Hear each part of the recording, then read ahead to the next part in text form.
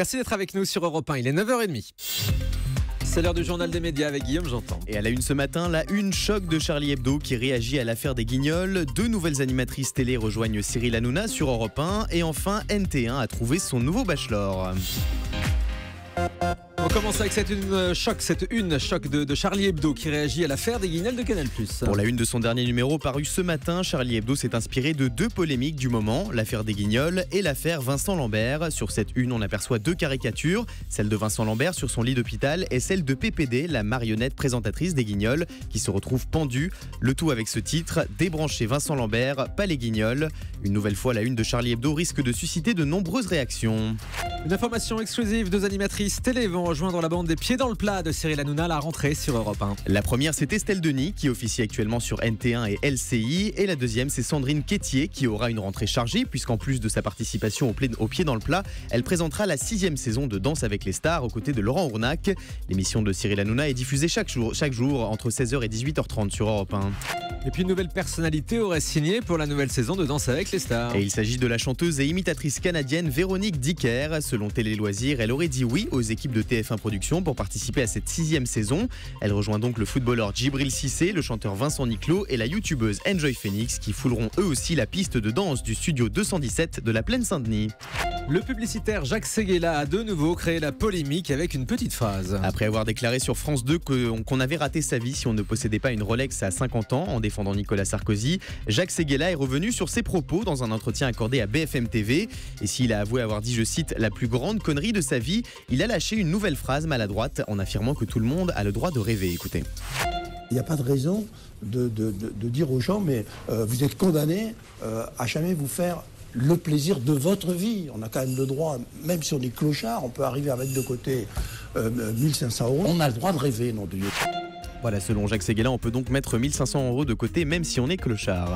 On a bien entendu, on a bien compris cette phrase de Jacques Séguéla qui fait donc de nouveau polémique. C'était sur BFM TV dans l'émission Retour vers le passé. Très bonne émission qui a commencé cet été, qu'on voit régulièrement à l'antenne, présentée par Julien Melcarec.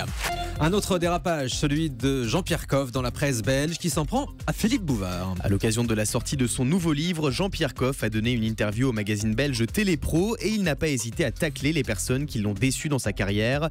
Parmi elles, Philippe Bouvard, l'ex-présentateur des grosses têtes, et selon Jean-Pierre Coff, je cite, le type même de l'égoïste qui a mal vieilli. Il a également profité pour répondre à Philippe Bouvard qui avait déclaré que Jean-Pierre Coff sortait son livre comme on sort un vieux chien pour faire ses besoins. Ce à quoi Jean-Pierre Coff a rétorqué, je me demande vraiment qui est le vieux chien, c'est plutôt lui qui devrait être piqué. Ambiance. Ah oui, il y a de l'ambiance effectivement. En plus, ils sont anciens collègues, Jean-Pierre Coff et Philippe Bouvard, puisque à l'époque, Jean-Pierre Coff était dans les grosses têtes de Philippe Bouvard. Apparemment, il n'en a pas gardé un super souvenir.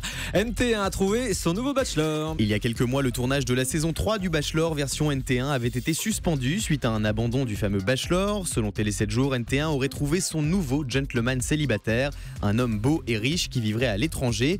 Le tournage de cette 3e saison du Bachelor débutera dans les semaines à venir. C'est pas vous, Guillaume, non? Si, voilà, je dois vous annoncer, c'est moi.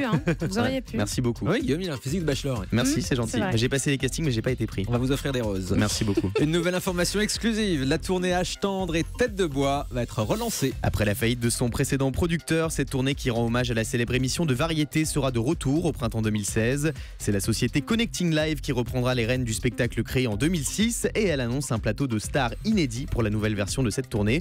Jusqu'ici, 4 millions de téléspectateurs ont assisté à ce show qui a vu défiler plus de 80 artistes. Et puis M6 va relancer la meilleure boulangerie de France. L'émission produite par Shine reviendra en pré-access le lundi 17 août à 17h25 pour une 2e saison.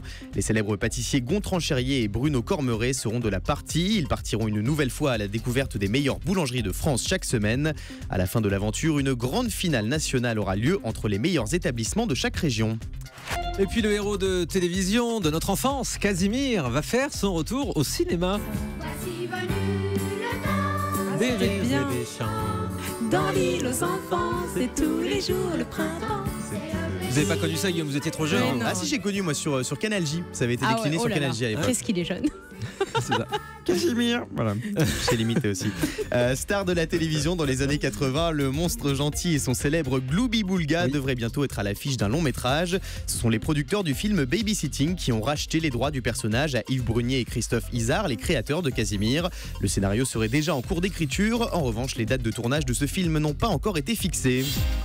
Allez, on termine avec le chiffre du jour. 1 milliard d'euros, c'est le chiffre d'affaires des sociétés de production Zodiac et Banijé réunies. Zodiac Media détient entre autres la société ALP qui produit Fort Boyard et Koh-Lanta, tandis que Banijé est le producteur de Touche pas à mon poste ou encore les Ch'tis de W9. Ces deux géants de l'audiovisuel vont fusionner pour devenir le 3e producteur mondial de télévision derrière le duo Endemol Shine qui produit The Voice et Secret Story et la société Fremantle qui produit entre autres L'amour est dans le pré. Ouais, c'est une information qu'on apprend ce matin, donc la fusion de ces sociétés, le producteur de Koh-Lanta, de Fort Boyard qui fusionne avec le groupe qui détient notamment les sociétés de Cyril Hanouna et Nagui. Merci beaucoup Guillaume Janton.